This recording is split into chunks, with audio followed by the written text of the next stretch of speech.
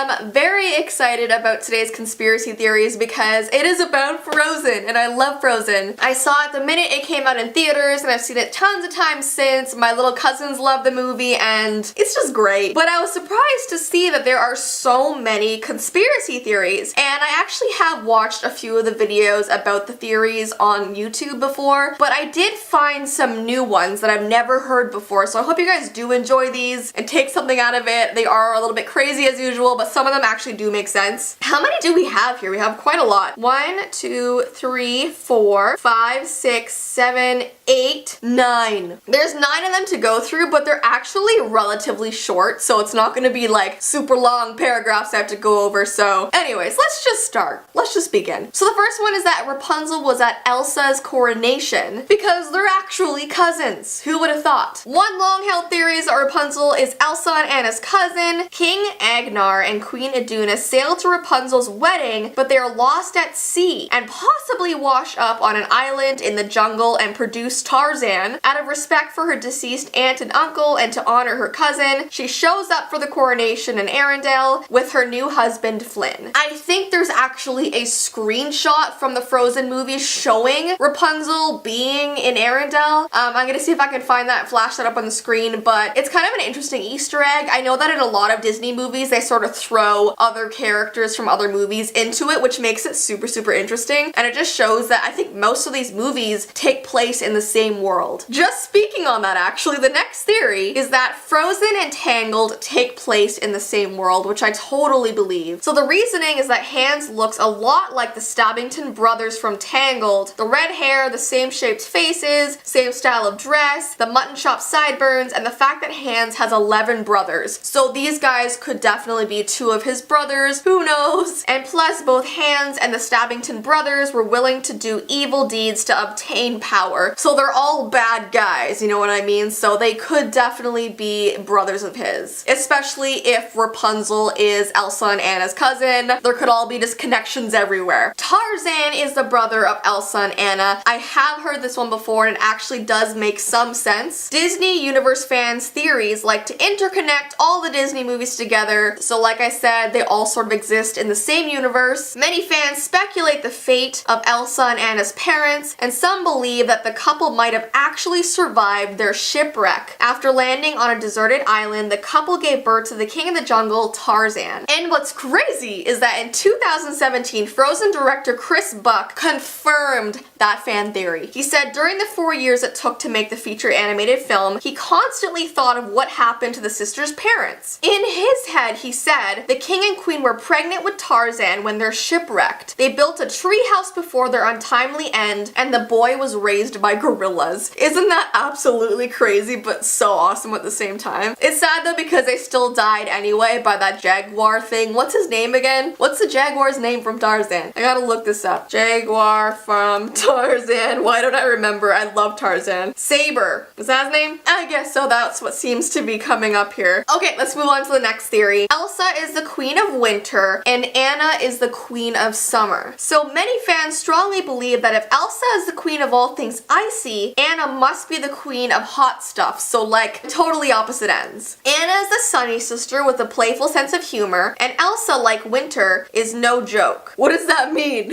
She is no joke. I don't understand that part. I think she just means she's a little bit more uptight. Also, Olaf holds the key to this theory. He's held in both sisters' memories. He's created by Elsa, but he longs for summer. So Elsa created him, but he longs for like the summertime, even though he would melt. The next theory is Elsa was hidden because magic is considered evil throughout the Disney universe. So a Redditor makes a very strong point with numerous examples of how magic is used for evil across many Disney storylines. Between evil queens and sorcerers cursing folks left, right, and center, the king and queen of Arendelle had a very good reason to lock away their daughter, besides turning her sister into a popsicle. Elsa's coming out of the magic closet was a big moment for the Disney world. So this movie was kind of the complete opposite of what usually happens in Disney movies, because usually the ones with the power are the evil people, but for once they're making magic sort of a good thing. The next conspiracy is that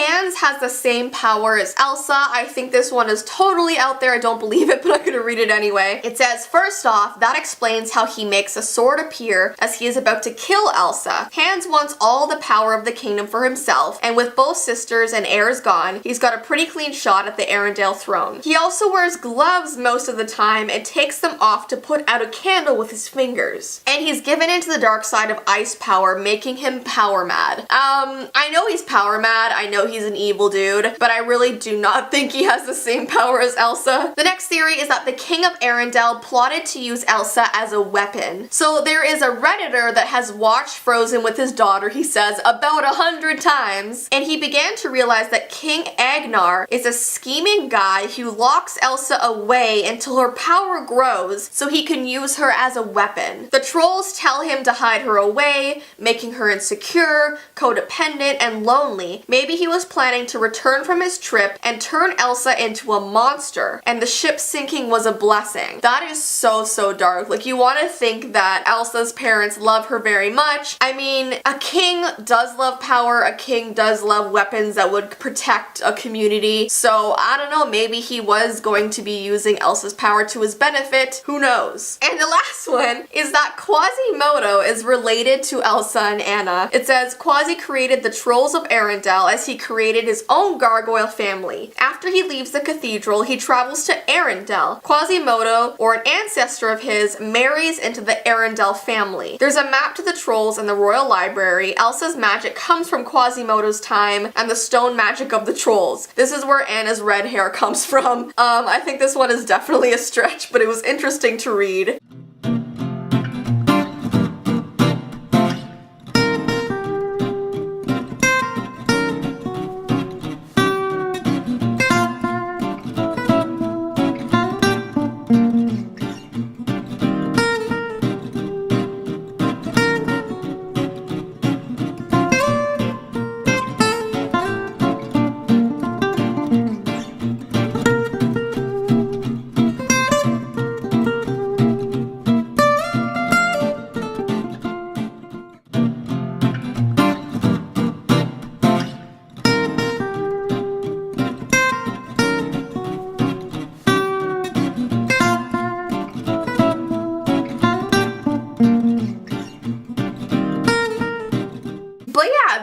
All of the Frozen conspiracy theories. I think the one that sort of is the most interesting to me is the Tarzan theory, where Tarzan would be Elsa and Anna's brother. That is just so cool to think about, and imagine them actually making a movie where they all reunite. Like, how would that even happen? Like, Tarzan would like introduce Elsa and Anna to all of like the gorillas and they all have a great time. I don't know, like, it'd be so weird to see that happen, but I like how the theory is that everything exists in the same universe. That just makes it so much more intriguing to me. But yeah, as usual, comment down below which theories you think are crazy, which ones you kind of believe. I'm like 50-50 on most of these.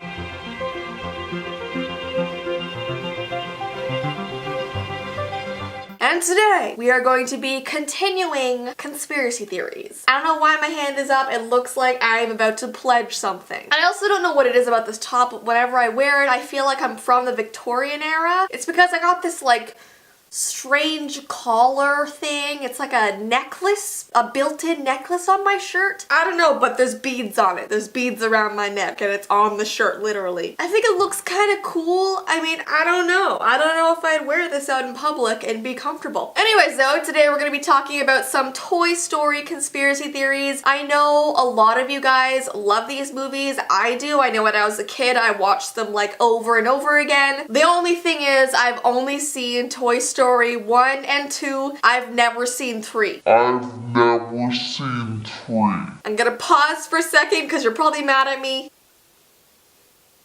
I'm sorry. I just never got around to it. I know the third one made so many people cry, so maybe it's kind of good I skipped out on it because I cry very easily while watching movies. Anyways though, there are quite a few Toy Story conspiracy theories. Let me count how many. 1, 2, 3, 4, 5, 6, 7, 8. 8 theories. So sit down, grab some popcorn or chips or nice bowl of spinach, and watch as I blow your mind once again. I'm gonna be blowing your mind all week, people, okay? So here, this first one is one that I've heard before and you guys might have as well. It is that Andy's mom previously owned Jessii. Oh my gosh, I have a Jessii doll. Hold on. I literally ran all the way down into the basement to get this for you guys. It's a little damp because on the way up, Winnie was growling at it and eventually like bit it out of my hands. So it's a little bit full of witty slobber, but that's okay. I just wanted to show you that I do in fact have a Jessii doll who is terrifying. Look at her eyes. Her eyes are terrifying. Also, what's with the look on her face? Why does she look like that? Just like,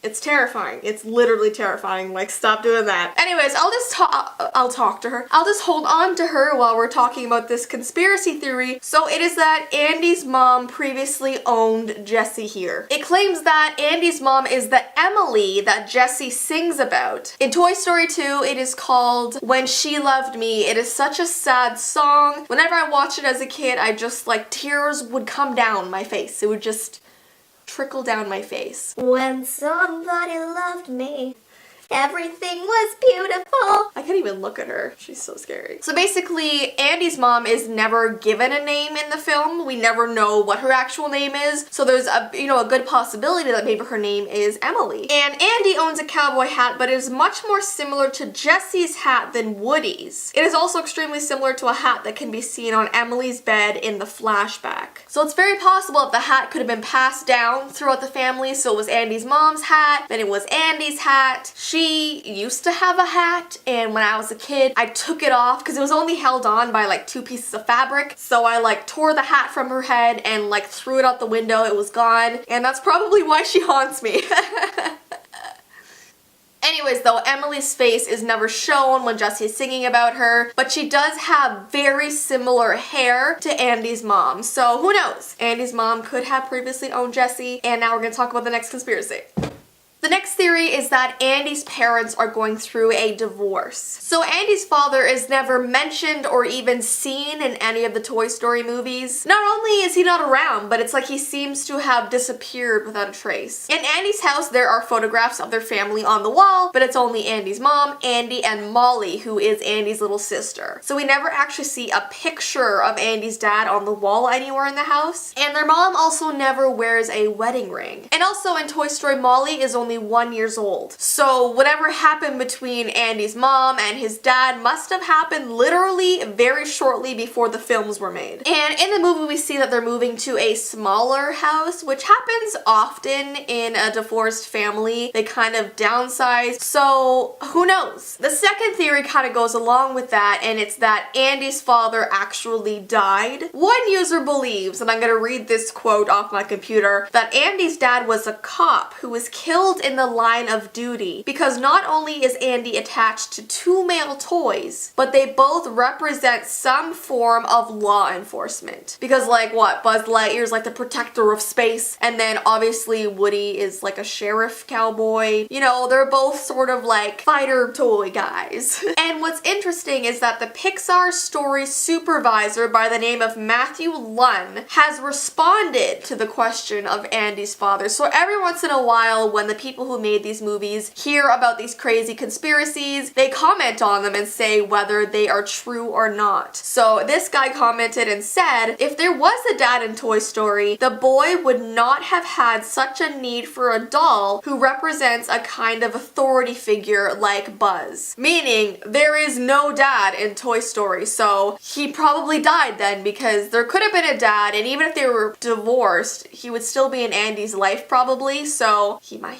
have died. And also going along with this theory, it says that Andy was able to overcome the sadness surrounding his father's death by growing close with his toys, which is why his mom doesn't think it's weird that he keeps his toy chest in his room well into his teens. The next theory is quite out there, but I'm gonna tell it to you guys anyways. It is that The Walking Dead is based on the Toy Story trilogy, and I know that maybe some of you guys have never seen the show The Walking Dead. I personally like season seasons 1 and 2, and then I kind of got bored of it because I really like Shane's character, as weird as that is. And then once he died, I was like, well, why else am I watching it? So I stopped watching it. But they're kind of showing some similarities between Walking Dead and Toy Story, so I'm gonna read them off. It says, both star a sheriff who is the leader of a motley group thrown together by fate, living in a world full of beings that want to chew them up or tear them apart. Both have cowgirls, barns, jailbreaks, the list goes on and on. There are some very convincing side-by-side comparisons of the frames from Toy Story and the frames from The Walking Dead, so I did save a few of these side-by-side comparisons to my computer, so I will show you guys. There is quite a lot of them, so we're gonna get through as many as we can. So the hero is a sheriff, which is true. He's the occasionally grumpy leader of a group of misfits. His best friend is a hyper macho officer of the law, and he has a kid he loves more than life himself, who he fears will grow up too soon and have longer hair. But his kid grows fond of the hero's best friend. Stay away from my kid. They eventually come to blows beneath the truck. The hero kills his friend. All this while being overwhelmed by armies of horribly disfigured, shambling corpses. In number 2, we're introduced to a yodeling cowgirl and a white-haired old man with a walking stick. In number 3, they discover an idyllic gated community. They're welcomed with open arms by a kindly leader who has a southern accent and enjoys standing in the backs of trucks.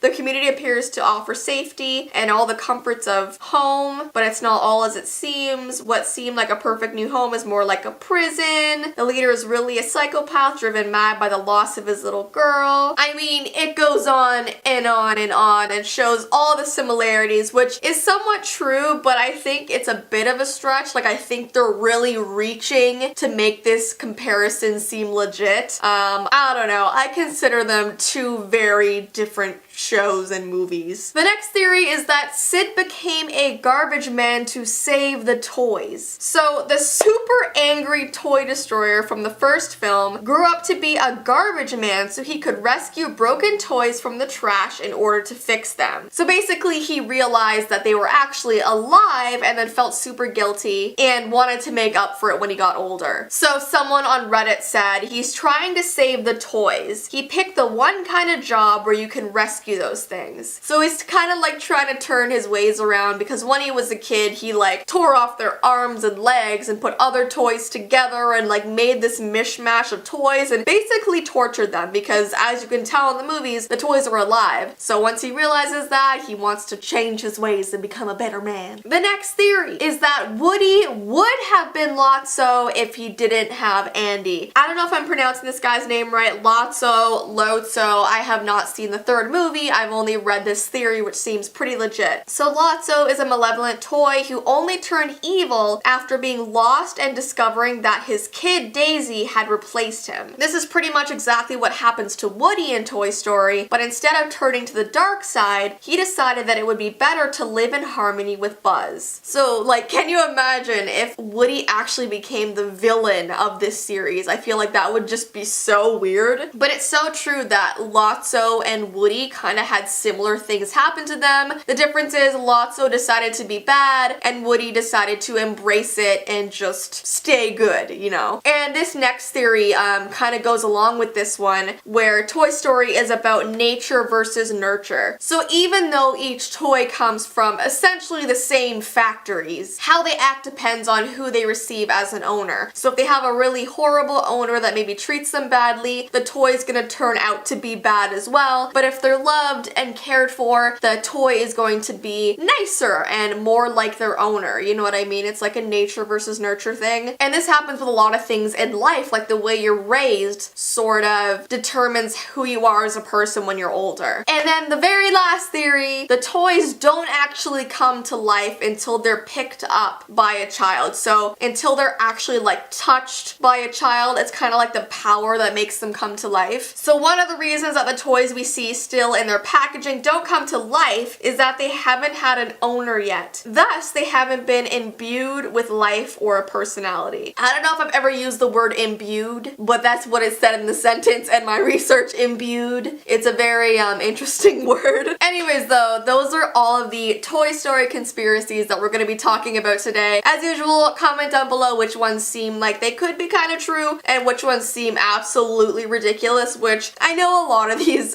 theories that I talk about this week, they are a little bit out there. It's just more interesting to like hear what fans actually come up with, because some people are like brilliant and come up with things that actually make you think, but other people come up with stuff that you're just like, really, dude? Really?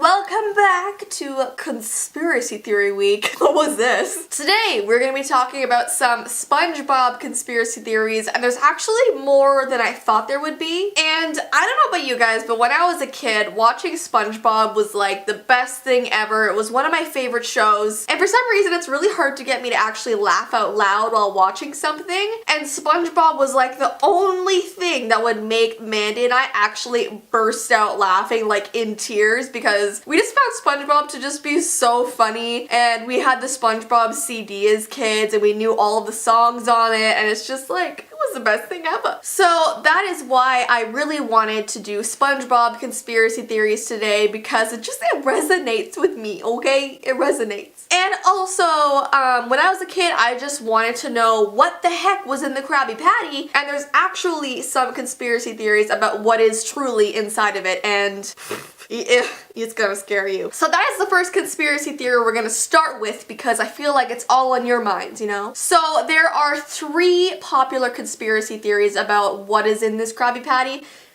Just making sure I'm actually holding 3 fingers up, because it seems like I always put up 4 when I'm saying 3, because, you know, I did go to school. I just remember being so frustrating when SpongeBob or Plankton would really try to figure out what the secret ingredient was, and they would get so close, and just when they're about to find out, the episode would like end or something else would happen and you just wouldn't know. So it drove me crazy. Like, I literally lost sleep over it sometimes at night as a kid. Not even over-exaggerating. So let's talk about the first theory, which, you know, probably people have sort of guessed before. The first theory is that there are drugs in there. There are there's drugs in there. Because as you saw in the show, whenever someone would eat a Krabby Patty for the first time, they would be instantly addicted. I remember this one episode where Squidward tried a Krabby Patty, and like, he just could not stop eating them. His stomach was like all the way out here, like the room was filled with Krabby Patties, and he just couldn't stop.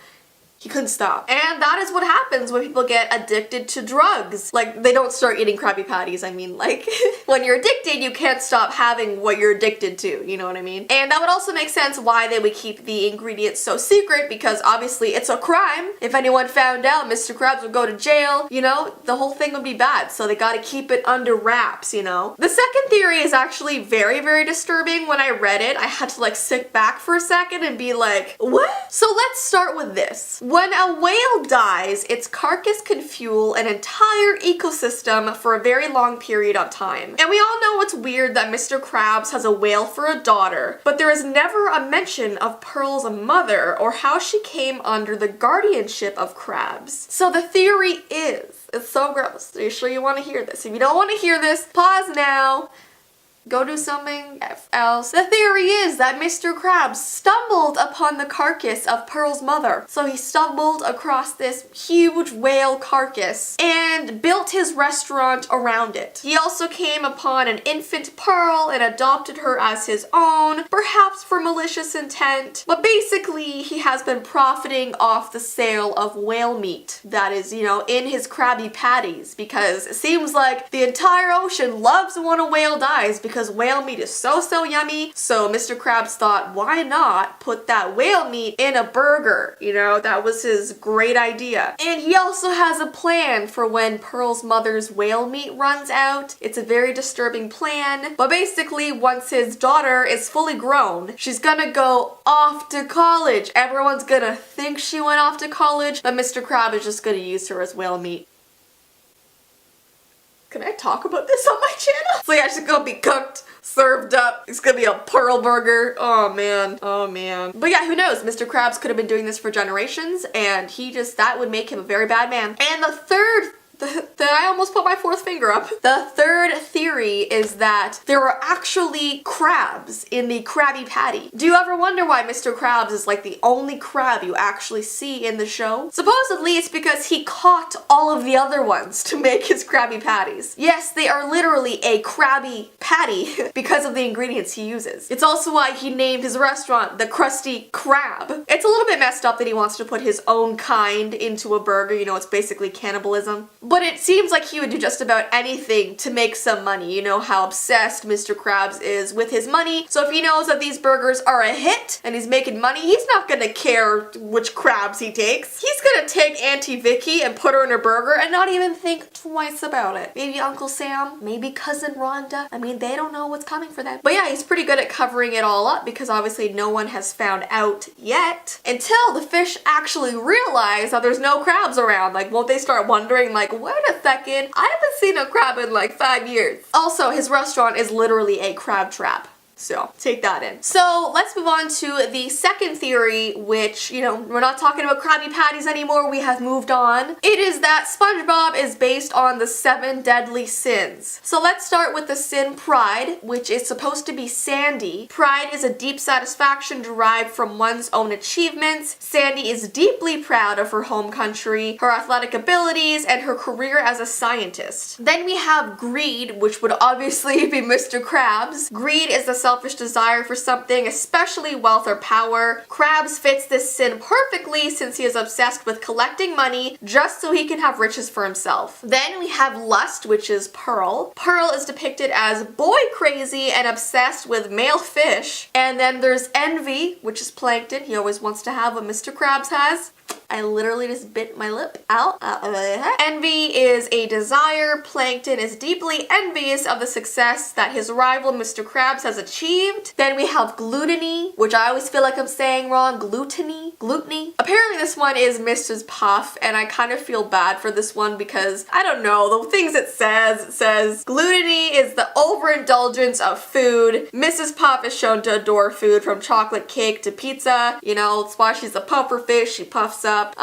That's kind of mean. Then we have wrath, which is Squidward. Wrath is uncontrolled feelings of anger or hatred. Squidward hates his life, his job, his neighbors, and practically everything else about Bikini Bottom. And then we have sloth, which last but not least is Patrick. Sloth is excessive laziness. Patrick is ridiculously lazy. He is unemployed, lives under a rock, and sleeps a lot. Literally me. The next theory we have is the death theory. This theory is a possible explanation for what fans perceive as a negative change in SpongeBob's personality from the 4th season onwards. And it's interesting because when I used to watch SpongeBob as a kid, I really enjoyed seasons 1 to 4. The first few seasons were always just better in my eyes. And when season 5 started, I really did notice that SpongeBob's personality kind of changed, and it made me a bit more disinterested in the show. I didn't watch SpongeBob as much in the later seasons. He is initially an intelligent and capable character, but becomes increasingly stupid as the show progresses. The theory suggests that SpongeBob actually died during the 2004 famous death scene, and he is apparently replaced by a child of his, because if you guys didn't know, sea sponges can reproduce without a significant other. Like, they can just pop out babies, like just being a single sea sponge. If that makes any sense. So apparently season 5 onward is actually his kid, which obviously looks like him because SpongeBob is the father, but it's not actually SpongeBob, but people still call him SpongeBob, which is why SpongeBob's personality changes and why he never seems to age. It also explains why he suddenly becomes extremely stupid, because he is a child. He's not actually an adult anymore. So I know what death scene they're talking about in 2004, so we're just gonna watch it quickly because I kind of want to see.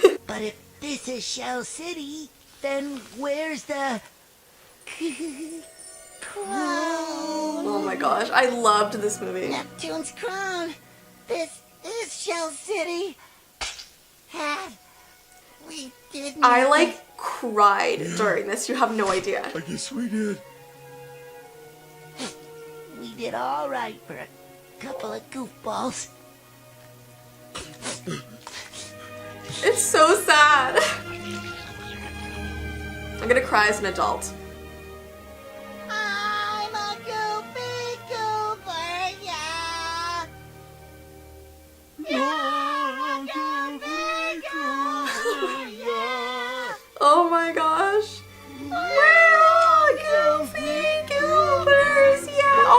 touch the heart from their tears. Goofy! Goofy!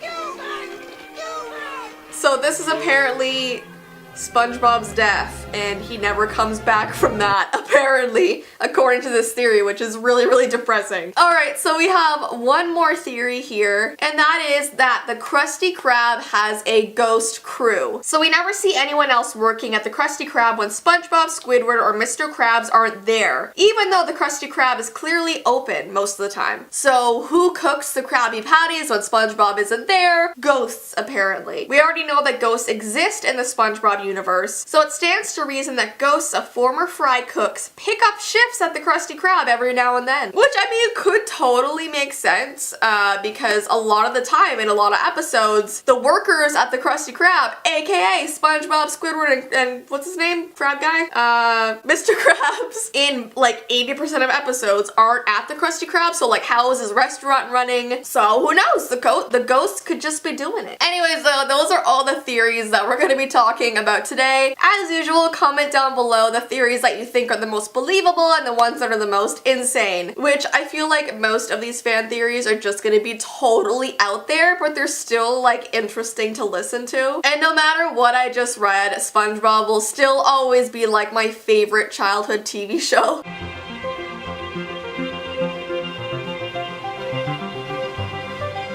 And it is also Conspiracy Theory Week! Did that sound good? So I know you probably saw the title of this video and thought, really, Jessii? Barney? I haven't seen Barney since I was like 3. I know it's a little bit of a weird topic to be talking about, but surprisingly I found a lot of very disturbing Barney conspiracy theories, and I don't know about you guys, but I did watch this show quite a lot when I was a kid. I literally can hear the theme song going on in my head right now, and not the I Love You song, the one that's like, Barney is a dinosaur from your imagination. You know that one? Like, that's literally playing on a loop in my head. I swear I'm not insane. But I also thought this would be interesting to do because I know like Barney is loved and hated by people around the world. Like 50% of people love him, 50% of people are terrified of him. And yes, he does look pretty scary. He's tall, he has this massive mouth, and his teeth are like just this band across his lips. It's very strange. Like if this guy walked into my house, I'd probably like be so scared, and like, what do people do when they're afraid? I know Winnie like pees all over the ground when she's scared. I don't think I would necessarily pee all over the ground if I saw Barney, but I would be close. It would be close. Anyways though, we're gonna go through some of these conspiracy theories and we're gonna see what you guys think. We're gonna start with one that is definitely very out there, and when I saw this I was like, you gotta be kidding me. So it's that Barney is based on a 1930s serial killer. So a number of rumors have circulated about the purple dinosaur character in the children's television show Barney and Friends since the program first aired in 1992. So Barney and Friends started 2 years before I was born. In August 2016, there was this very disturbing rumor that was going around, and it was that Barney was inspired by a serial kidnapper and killer from the 1930s. The legend is set back to the 1930s when a man named Barney would dress up every day in a dinosaur costume and then hide himself at the park. He would then lure little kids who seemed fascinated by his outfit and would then kidnap them. He would try to force the kids to be happy all day long, and if any of them fought back or were sad, he would pretty much eat them, destroy them.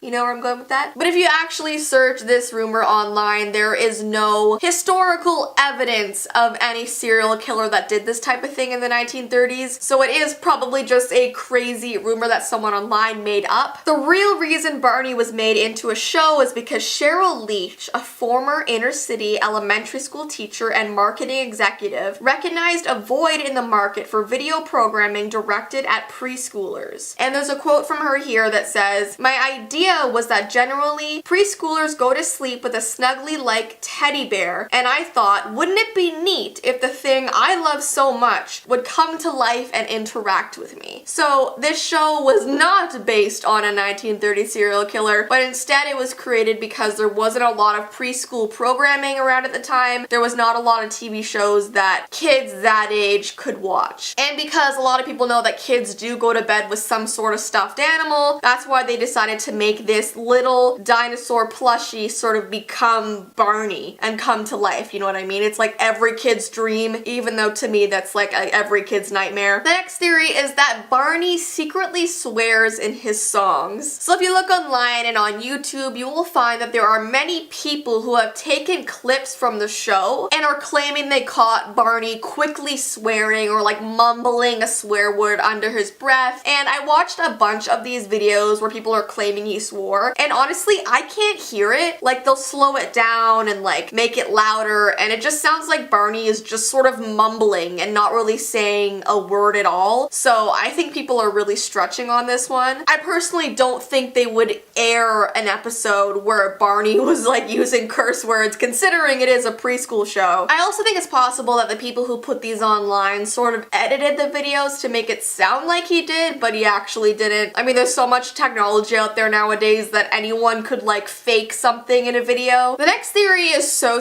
true, and I did notice this for many years, and it is that preteens were forced to act like toddlers. So we all know Barney was a show made to entertain toddlers, and toddlers are kids that are, I believe, to be 2 to 4 years old. Correct me if I'm wrong, but I believe that's sort of the age range. And it's really hard for directors to work with kids that young to be in a show, so they had to hire people that were older. If you ever watch the show, you'll notice that most of the kids look to be about 11 or 12, but they're playing games and speaking in ways that make them seem like they are about 6 or 7. People have said that it's a very strange thing to watch because they aren't acting age appropriate. But the toddlers who watch the show don't really care. They don't really see anything that's wrong. But that is why so many older children found Barney so strange, because they see kids their age acting little and silly, and it just became unrealistic to them. I do get that it's easier for a director to work with a 12-year-old. The next conspiracy is really freaky to me, and when I first read this, I just like didn't even know what to think. And that is that there is a lost episode of Barney. So there's a single father who wrote a very disturbing article online. He said he's the father of 2 3-year-old boys, and that their favorite show to watch is Barney and Friends, which is totally normal for their age group. He said he was looking at the TV guide and saw that it said there was a lost episode of the show that was going to be aired at 7 p.m. that night. So naturally, he asked his kids if they wanted to see it, and they said yes. So when the time came around, they all sat down on the couch ready to watch it, and as usual, the theme song, the Barney theme song, started playing, but there was something very unusual about it, because this father and kids had heard that Barney theme song over and over again. But this time the father said the song almost sounded like it was being whispered instead of sung, but the father just sort of shrugged it off at first. The episode started as it usually did, the kids holding the Barney doll that suddenly comes to life, but when Barney started talking, he sounded slightly weird. It sounded like 2 people were talking at once, so there was his normal voice, and there was one that was deeper and scarier. And suddenly he said, "Hi kids, today I'm going to teach you about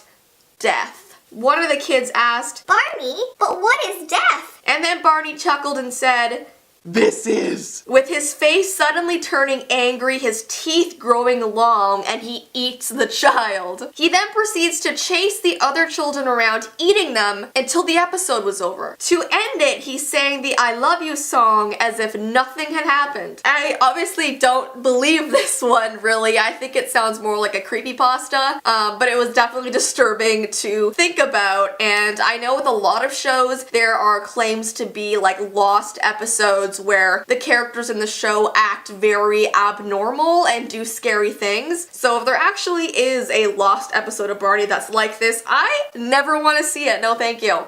No thank you. And then the last theory, which really resonates with me, is kids had nightmares after seeing the bear in Barney's campfire sing-along. So I remember as a child, I used to watch this movie all of the time. It's like where Barney and friends go camping. And I remember as a kid being afraid of this bear. And And it could be the fact that he just sort of appears out of the darkness of the woods. He comes out of this sort of like dark cave. And there's a clip of it on YouTube, which I'll show you guys in a second. Watching it as an adult, I don't really see what's wrong with it. But for some reason, there's tons and tons of people all over the internet who claimed that this bear gave them nightmares as a child. They don't know why. I don't even know why, because it happened to me too. But maybe you guys can watch it and sort of tell me what's wrong with him and what would make him disturb children so much. So we're gonna watch this clip on YouTube. Watch at your own risk. Hopefully this doesn't actually give you nightmares, because I would feel really bad.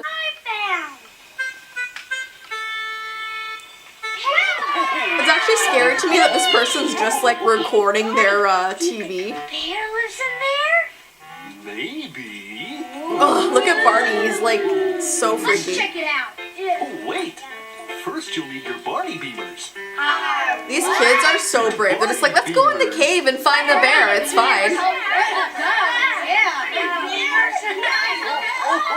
Oh, they got flashlights. Hey, now we're ready. That's right. Anybody here? And that echo. Hello? Oh, I hated this scene as a kid. Yodeloo. Barney's just yodeling. Who is that? Oh, because they start hearing like the laughter of the bear. Run, children, run for your lives. Okay, so this is where the bear comes out, and I don't see anything wrong with him.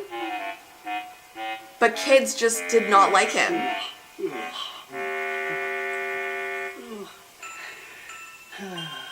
Spring comes earlier every year. That creepy music.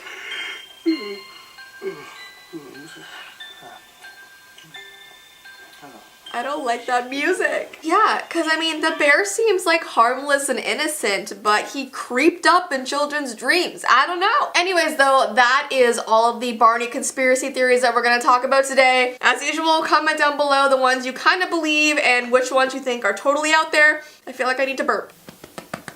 I need someone to pat me on the back like a baby. But yeah, there's still a few more days of me doing these conspiracy theory videos. I really hope you guys are enjoying them. Definitely let me know if you are or if you aren't. I hope you are, because I find this stuff just fascinating. And it might slightly be ruining people's childhoods, but you know, it's fine.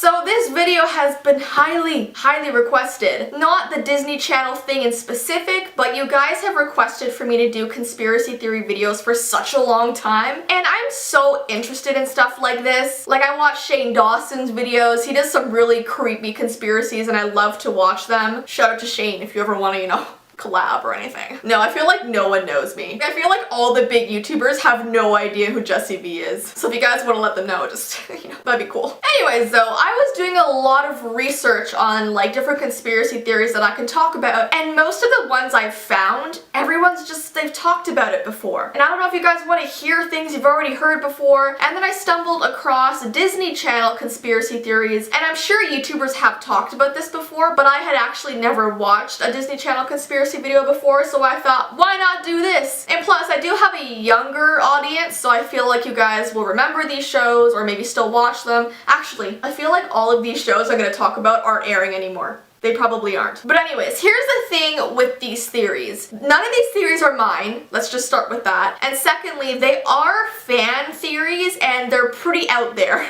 Like, a lot of them make me laugh and a lot of them are just kind of insane and maybe don't make any sense. But we're gonna talk about them anyways. Okay, so we're gonna start with the first theory, which comes from The Sweet Life of Zack and Cody. But this one particularly, I believe, comes from The Sweet Life on Deck, which came after The Sweet Life of Zack and Cody. And I remember I used to watch both shows. And here's the theory. theory, and it's so silly, so prepare yourselves. The theory is that London Tipton is actually from Hogwarts. She's actually a wizard. This trend actually started on Tumblr. Everybody was really surprised by an episode of Sweet Life on Deck when they actually mentioned Voldemort's name, because I guess people weren't really expecting a Harry Potter reference to be brought up. I'll try and find a video clip of this, but basically one of the characters says, "Did you bring a picture of you and he who shall not be named?" And London looks at them and says, "Voldemort?" And she like freaks out. Did you bring pictures of you and he who shall not be named?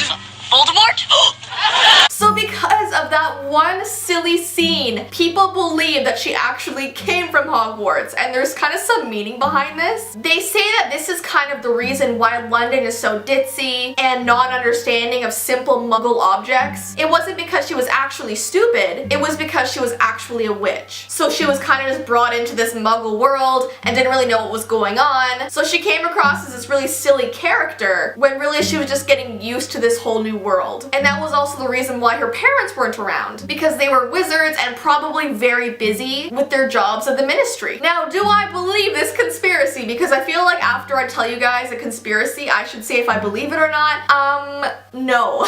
I don't believe this one. I think this is a little bit far-fetched. Just because Voldemort's name was brought up once in the show and London freaked out, I don't think that means she came from Hogwarts. Sorry, guys. The next conspiracy is that Hannah Montana's friends were paid off. Did you guys ever wonder how Hannah Montana's friends could be so stupid by not recognizing their own friend as Hannah Montana? How did they not know that those two were the same person? Especially when they were super fans of Hannah Montana. Like, I love Ed Sheeran. I would know if he was my best friend, even if he was wearing a different wig, you know what I mean? So how could they not know? Like, celebrities change their hair so often, it's hard to believe that just a wig could fool people so much. So there is a fan theory that says that Miley's dad just wanted her to have a really normal life. So he paid some actors to play the role of her two best friends, who were, as you guys know, Lily and Oliver. And even though they were paid actors, they lived the lie so long that they became the lie. So do I believe that theory? I mean, it kind of makes sense, like a little bit. Just a little bit. But then there's an even crazier theory that says that Hannah Montana's wig has mind-controlling powers and it hypnotizes people so that they don't recognize her. Do I believe that one? I mean,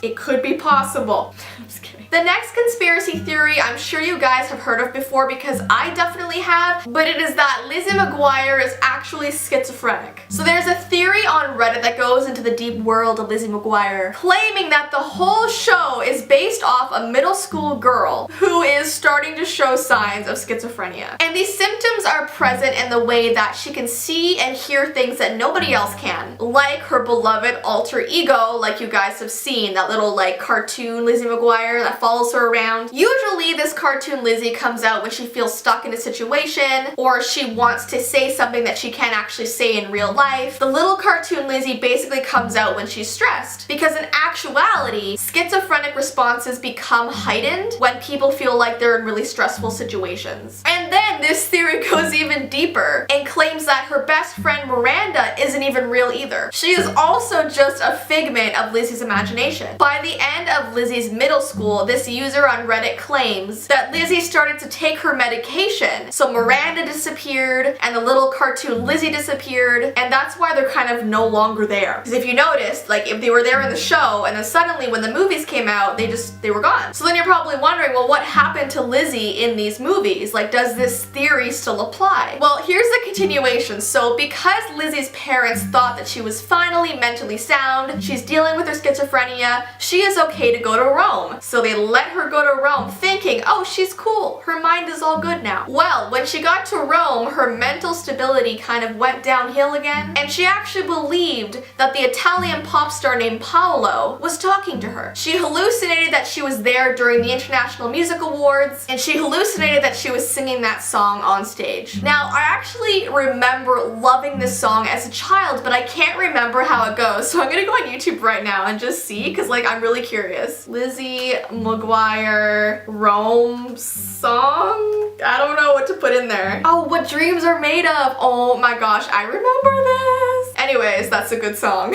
Okay, so this theory, what do I think of this? I don't know. I don't really believe this theory. I think the cartoon Lizzie McGuire was just there for kind of comedy purposes and to just kind of express what Lizzie was feeling in those moments when she was at school and with her friends. I mean, the show's for kids, you know what I mean? I really don't think the producer was like, let's make her schizophrenic. And also, I think people who hear this theory that are actually struggling with schizophrenia, it's not very nice for them to hear about this, you know? It's not the most respectful thing. So what do I think of this? I think it's silly. Let's move on to the next one. Okay, so the fourth one is that Kim Possible was genetically engineered. This is another theory from Reddit, and they're basically saying that Kim Possible doesn't really look like a regular teenager. While most 16-year-old teenage girls are gangly, they have pimples, they're awkward, you know, they're just going through puberty and they're just in that really weird stage in their life. But Kim Possible is in like tip-top shape, and she can do some pretty impressive athletic maneuvers. I mean, getting to her level physically is hard for people to achieve in their teens, you know? Even if they work out a lot. And yes, this theory does sound crazy, but there is a lot of weird scientific stuff happening in the Kim Possible universe. And also take into consideration that both her parents were scientists. So maybe it's not a totally impossible theory. Like, if you're gonna ask me, I would say maybe.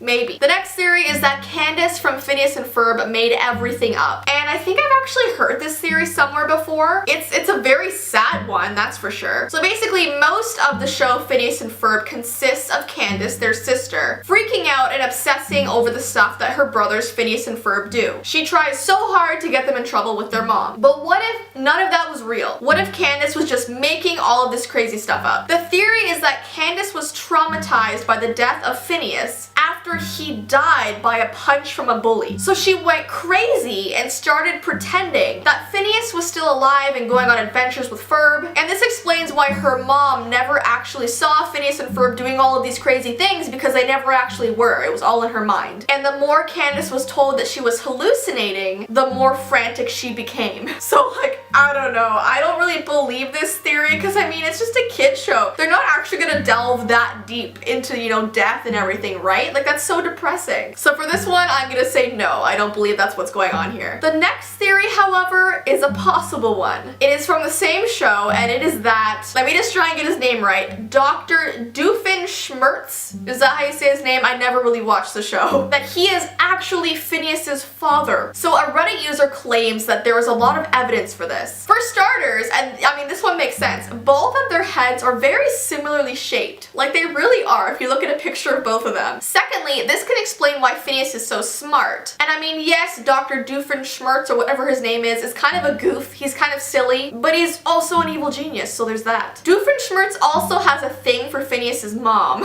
which means that maybe, just maybe, they could have had a thing in the past. You never know. And lastly, it takes a lot of money to make those inventions happen, and it's almost like they have an unlimited supply of it. Like, how do they keep making all of these crazy things? So maybe they have a distant dad who provides them money from afar. You know what I mean? I mean, this evil genius could have tons of money. I mean, he's an evil genius. He probably knows how to get it. And then you're probably wondering, what does Perry have to do with all of this? According to this theory, his whole mission is to prevent Phineas and his dad from meeting. So this theory, I mean, is possible. There are some very good points there. And the last fan theory is about Selena Gomez and Hannah Montana. So this fan theory appeared on Tumblr in 2016, and it basically points out a huge plot hole in the Disney universe that involves Selena Gomez, or Alex Russo as she plays on Wizards of Waverly Place, and Hannah Montana. Because everybody knows Selena Gomez's role as Alex Russo, she plays a wizard, but before that series began, she actually had a minor role in Hannah Montana. I don't know if you guys remember, but she guest starred as Hannah's rival. I think she played a pop star named Michaela Skeech, and she was only there for like 3 episodes. It was a very small role. And that wasn't the last time that Selena would play a role beside Hannah Montana. In 2009, Disney aired a crossover episode. It was with Hannah Montana, Wizards of Waverly Place, and The Sweet Life on Deck. So obviously in that crossover, Selena Gomez played Alex. But then people started sort of wondering, how could Alex Russo and Michaela Skeech exist in the very same world if they're both played by Selena? Are they secret twins? Did Alex use her magical powers to masquerade masquerade as a pop star. No one from Disney ever explained this. The Tumblr post says, both characters can't exist simultaneously unless Alex Russo created a pop star alter ego and used magic to never be recognized for it. Because technically, like, you can't. In the same universe, they can't exist, you know what I mean? Unless there's something going on there. So yes, I will admit I am confused about this one, just like everyone else seems to be on Tumblr. But yeah, let me know which theory you guys think is the most shocking, which one you think is the most believable, and which one you think is the least believable. Obviously, all of these are just sort of silly and I wanted to share them with you guys. So just, you know, take them with a grain of salt. Take them as you will.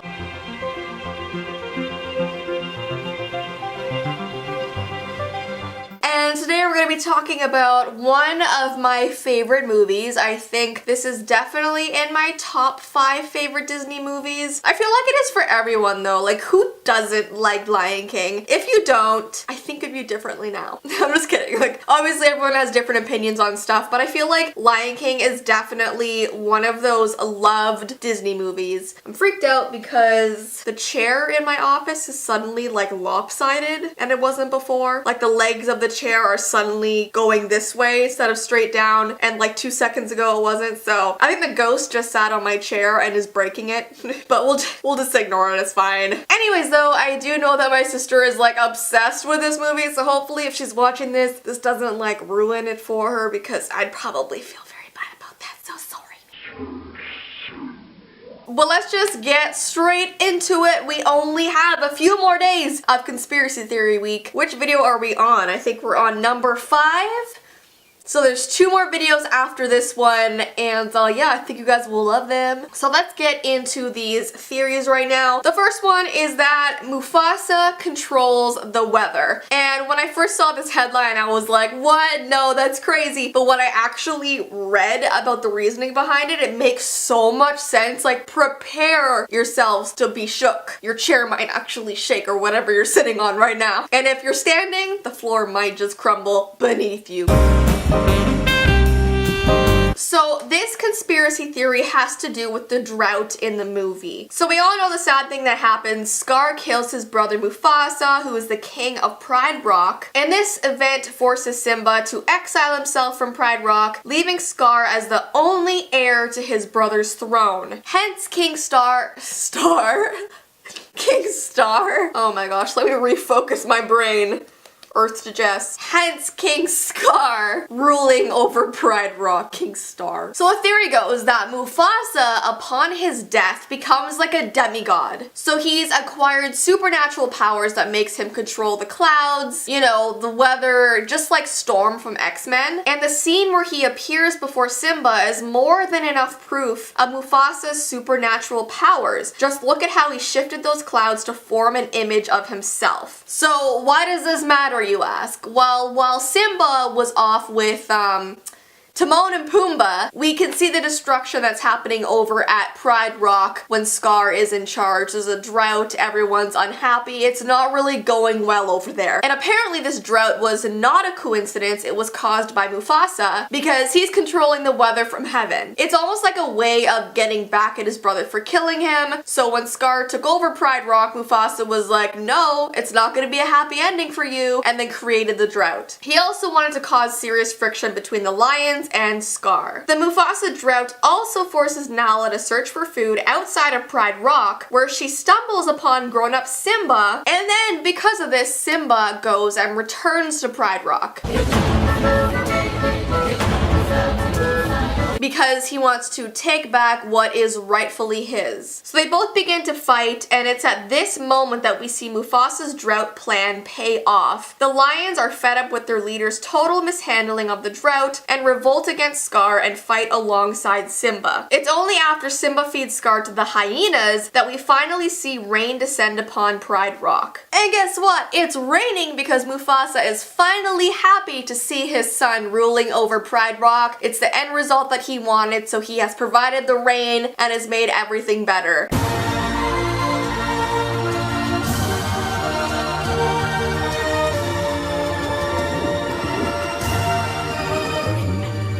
So I don't know about you like, I do know it's slightly out there, but I feel like it's plausible. I feel like it's plausible. The next theory is that Nala wasn't really in love with Simba at first. So while it makes sense that Simba was all over Nala, why would she feel the same way about him? And that is because there is a deleted scene that was removed from the movie. How crazy is that? Apparently in this deleted scene, Scar wants Nala to be his queen. And Nala rejects this offer because who would want to be married to Scar? And then she runs off into the jungle. So when Nala in the actual movie ran into the jungle and found Simba, she wasn't looking for food and she wasn't looking for help. She was actually running away from Scar. She was exiled, she needed protection, any protection. Thank goodness she found Simba. So she wasn't actually in love with him, she just needed someone to protect her. And that is why she also convinces Simba to return to Pride Rock, because if he goes there and defeats Scar, then she can return with her family and all would be good. And then she wouldn't be a queen to a horrible, unpopular dictator, but she'd be queen to the righteous king. So Nala didn't fall in love with Simba as a person, but Simba as a political character. So I know it's kind of crazy, and I don't really believe it because I personally think that Simba and Nala actually loved each other so much. Like, I want to sort of keep that in my mind. It's like the whole Ginny and Harry Potter theory. I want to believe that they actually loved each other. But giving this whole theory credibility is that there is a song out there that Scar sings. It's called The Madness of King Scar, and it's not sung in the movie, it's actually sung in the musical, I believe. But in this song, Scar sings, I'm just gonna look at my notes, Scar sings, "Oh Nala, you know I loathe violence. One way or another, you will be mine." So in the musical, they have this song where Scar is trying to get Nala to be his queen. So that would sort of make sense in the movie as to why she ran away and thankfully found Simba to protect her. I'm actually gonna try and find this song where Scar sings that. I feel like it'd be very interesting to see. Called The Madness of King Scar. Oh my gosh, so Lion King did a animated version as a tribute. Nala, my, how you've grown. I hate it. A lion's It has to be my queen. so messed up. A host of little scars. Little scars! I'm a go.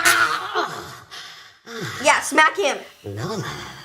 I don't even know what to think about that. I can't believe they animated that song, but you got that just gives so much credibility to this theory. That's insane. Okay, anyways, let's move on. My mind is blown right now. It's literally sitting on the floor beside me. So the next theory is that Mufasa and Scar aren't actually brothers. So it's very likely that Scar and Mufasa do not have the same parents. The way lions operate in the wild is when the male lion gets old, another rogue lion comes and kills the head of the pride. So in other words, Scar was just a strange lion who sensed Mufasa was getting old, so he swooped in and killed him. Occasionally there are prides that do have two male lions in an interesting dynamic because they're not equals since they don't have the same parents. One lion will always kind of be off in the shadows. It says we were trying to use those animal truths to underpin the story, so we sort of figured that Scar and Mufasa couldn't really be from the same gene pool. And if you pay close attention to the movie, Scar actually says, the quote from him is, "I'm from the shallow end of the gene pool," which confirms that him and Mufasa aren't actually birth brothers. It's a very subtle part of the movie, but it kind of gives credibility to this theory. This next one's kind of crazy and I really don't want to believe it at all. It is that Zazu betrayed Mufasa. So in this theory, they propose that Zazu, who appears to be a loyal servant of Mufasa and a comedic relief, was actually a traitor who is guilty of conspiring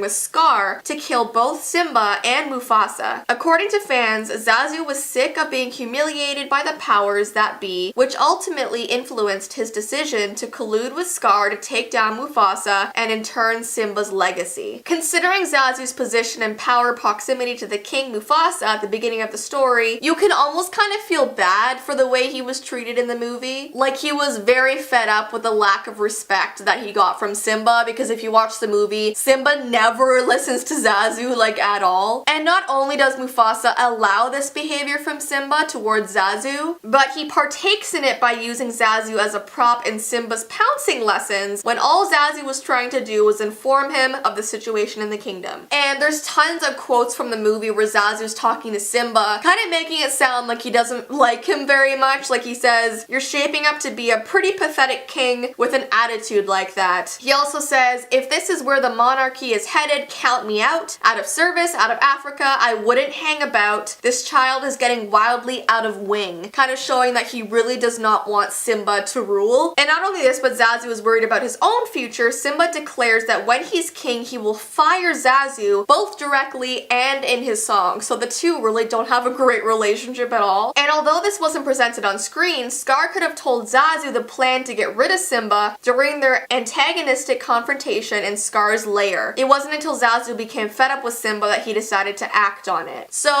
I like Zazu. I think he's like really cute, and I do feel bad for him a lot of the time, but I don't think he has it in him to help Scar kill Mufasa and to help Simba not become king. Like, I feel like he wouldn't do those things, but I don't know. Let me know what you guys think. And then the last theory is that the Lion King is based on Hamlet. And I don't know about you guys, but when I was in high school, I did have to study Hamlet. It is by Shakespeare, and I think a lot of you guys are like in elementary school. Some of you guys are definitely in high school. It's kind of like split down the middle, but if you did study Hamlet, you might understand these references a bit more. If you didn't, this part might not make any sense to you. I apologize. So here are the similarities that they found between Hamlet and the Lion King. So the main characters are princes. Simba is the main character in Disney's The Lion King. He is the son of Mufasa, the king of the lions, which makes Simba prince. Hamlet, from Shakespeare's The Tragedy of Hamlet, is the son of the dead King Hamlet, which makes him a prince too. Both princes are only sons and have no siblings. Then we have both have shady uncles. In The Lion King, Simba has an evil uncle named Scar. Scar is jealous of his brother Mufasa and wants to be the king instead. Scar ultimately kills his brother to get what he wants, and in Hamlet, he also has an uncle, Claudius. At the beginning of the play, Claudius has already become king, possibly by killing his brother. The next one is that they're both sent into exile. Simba is convinced by Scar to flee after his father's murder and spends a long time growing up with Timon and Pumbaa in exile. Claudius also convinces Hamlet to leave and travel to England, where he survives an attack by pirates. Then we have they both battle their uncles and take revenge. So Simba fights with Scar, who ends up being killed by hyenas, and Hamlet kills his uncle with a sword and poisoned wine. And then lastly, we have the internal struggle. In The Lion King, Simba has to learn to step up and take his place as king instead of running from his past, and Hamlet has overcome his indecision. He ultimately chooses to kill his uncle, which is a struggle that takes place in his famous to be or not to be soliloquy. So that is your little English lesson for today. Sorry if you guys are like in the middle of reading Hamlet and I just like ruined the ending for you. My bad. My bad. But yeah, I hope you guys did enjoy this Lion King conspiracy video. My mind was blown at the part where Scar was singing to Nala, because I just would never expect to actually see that animated like it was supposed to belong in the movie. Like, what the heck? But as usual, put in the comments down below which theories you kind of believe and which ones you think are totally crazy, which a lot of them are. And also let me know if any of you guys are currently reading Hamlet, or if you're supposed to in the near future. It is actually a really good play. I think you guys will enjoy it. And maybe while you're in class, you can like put up your hand and be like, Miss Jessii Vee says this relates to the Lion King. and see what your teacher says, and then tell them all these points, because you never know, might get you some extra marks.